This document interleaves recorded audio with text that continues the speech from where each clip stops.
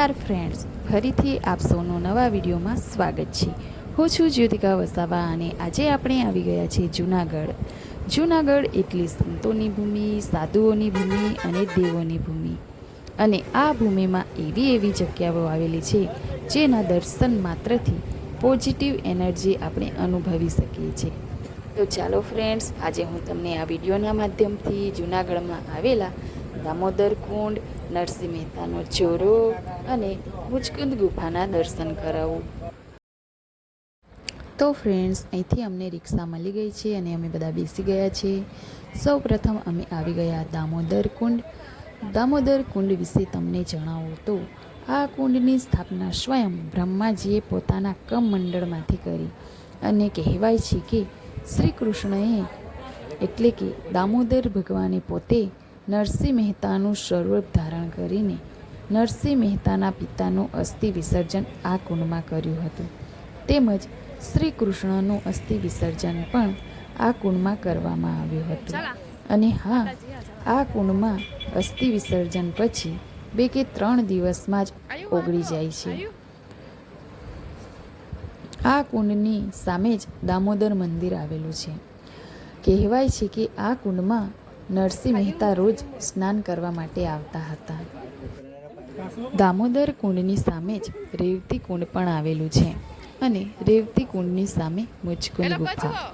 મુચકુંદ ગુફા વિશે તમને જણાવું તો સતયુગમાં જ્યારે દેવો અને દાનવો વચ્ચે યુદ્ધ થતા ત્યારે પૃથ્વી પરના કેટલાક મહાન મહારથી રાજાઓ હોય એમને દેવો યુદ્ધ માટે સાથે લઈને જતા। એવા જ પૃથ્વીલોકમાં મહાન રાજા મુચકુંદ રાજા વારંવાર યુદ્ધમાં દેવોના સપોર્ટમાં જતા। અનંત યુગો સુધી યુદ્ધ કર્યા પછી મુચકુંદ રાજાએ ભગવાનને કીધું કે પ્રભુ, હું ખૂબ થાકી ગયો છું। અનંત યુગ સુધી મેં યુદ્ધ કર્યા છે, તો મને ખૂબ લાંબી નિદ્રા પ્રાપ્ત થાય એવો કોઈ વરદાન આપો। એટલે ભગવાન બ્રહ્માએ મુચકુંદ રાજાને વરદાન આપ્યો કે તમે રેવતસન નામના પર્વતની ગિરિમાળાઓમાં જાઓ, જે આજે ગિરનાર નામે ઓળખાય છે, અને જે તમારી નિંદરમાં ખલેલ પહોંચાડશે તે ભસ્મ થઈ જશે। આવું વરદાન બ્રહ્માજીએ આપ્યું। ત્યારબાદ દ્વાપર યુગમાં ભગવાન શ્રી કૃષ્ણને કાલ યમન નામનો જે યવન હતો તેણે લલકાર કરી કે મારી સાથે યુદ્ધ કરો।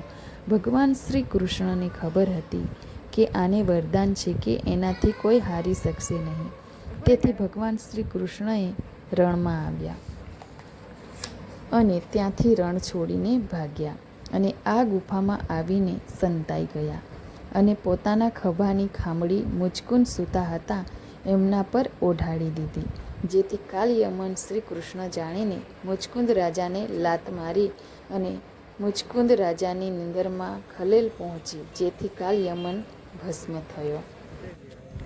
ત્યારબાદ અમે આવી ગયા જેના માટે ભગવાન શ્રી કૃષ્ણ 52 વાર અહીં આવ્યા એવા શ્રી કૃષ્ણના પરમ મિત્ર નરસિંહ મહેતાનું ઘર જોવા માટે।